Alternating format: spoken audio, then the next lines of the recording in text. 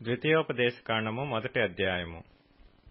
యొర్దాను యువతలనున్న అరణ్యములో అనగా పారానుకును, తోపెలు, లాబాను, హజేరోతు, దీజహాబను స్థలములకు మధ్యనూపునకు ఎదురుగానున్న అరాబాలో మోషే ఇశ్రాయేలీయులందరితో చెప్పిన మాటలు ఇవే. హోరేబు నుండి శేయీరు మన్యపు మార్గముగా కాదేషు బర్నేయ వరకు 11 దినముల ప్రయాణము.